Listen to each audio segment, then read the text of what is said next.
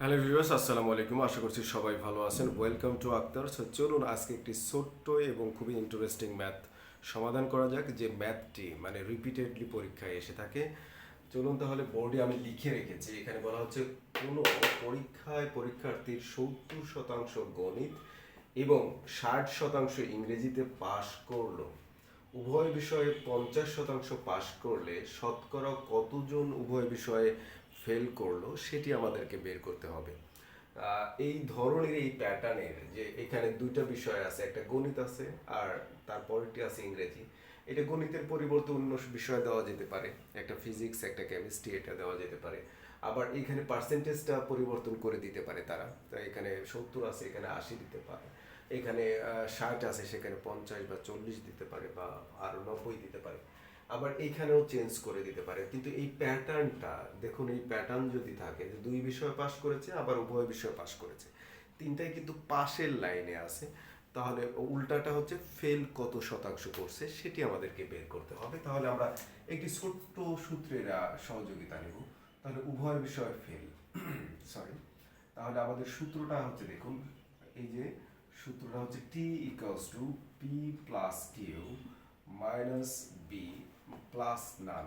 এই সূত্রের সহযোগিতা নিয়ে আমরা সমাধান করব। লক্ষ্য করুন, পার্সেন্টেজ মানেই হচ্ছে টোটাল, টোটাল মানেই হচ্ছে 100। তার মানে কত নম্বরে কততে মানে কতজন পরীক্ষার্থীর সংখ্যা হচ্ছে 100%, এই টিতে টোটাল, তাহলে এখানে 100 লিখবো। আর পিতে হচ্ছে যে কোনো একটা সাবজেক্ট, প্রথমটা যেহেতু গণিত আমি গণিত লিখলাম, তাহলে এটা 70 প্লাস কিউতে আরেকটি সাবজেক্ট সেটি হচ্ছে আপনার 60। আর পিতে হচ্ছে বোথে পাস করেছে হচ্ছে 50, তাহলে আমি 50 লিখলাম। আর এনতে হচ্ছে নান, মানে উল্টাটা পাস করেনি উভয় বিষয়ে, সেটি কত। তাহলে দেখুন খুব সহজেই এখন শুধু যোগ বিয়োগ করলেই অঙ্কটির ফলাফল চলে আসবে। তাহলে দেখুন এই যে 50 এখানে বাদ দিয়ে দিলে এখানে 60-এর সাথে, তাহলে 10 থাকবে, 10 যোগ করলে 70-এর সাথে 80 হবে। এবার 100-এর সাথে 80 আমি বিয়োগ দেবো, তাহলে নান মানে ফেল।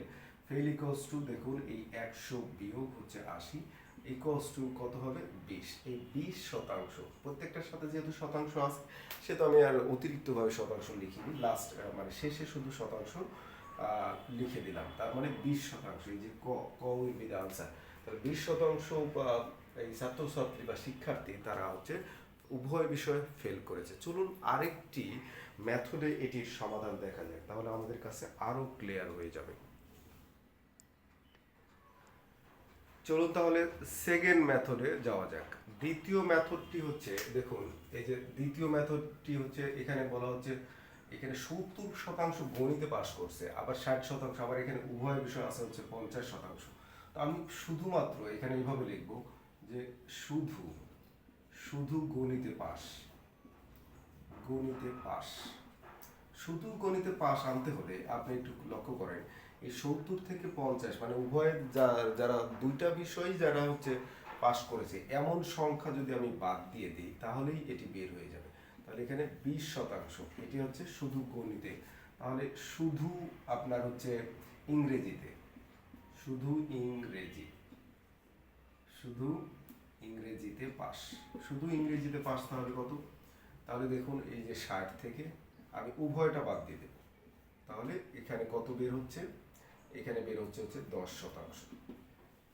লক্ষ্য করুন, এখন আমি মোট কত পাস করছে সেটি আমি বের করব। তার মানে মোট পাস মানে হচ্ছে শুধুমাত্র গণিতে, শুধুমাত্র ইংরেজিতে এবং উভয় বিষয়ে যারা পাস করছে এটি মিলেই তো হচ্ছে মোট পাস। তাহলে মোট পাস, মোট পাস, মোট পাস ইকুয়ালস টু আমরা হচ্ছে নেব, একটু লক্ষ্য করুন, আমরা নেব হচ্ছে 20 যোগ হচ্ছে 10 যোগ হচ্ছে উভয় বিষয়ে পাস করছে 50, এমন সংখ্যাটিও নিব।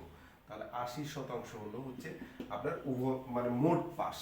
এখন মোট ফেল, উভয় বিষয়ে ফেল আর কি, ফেল।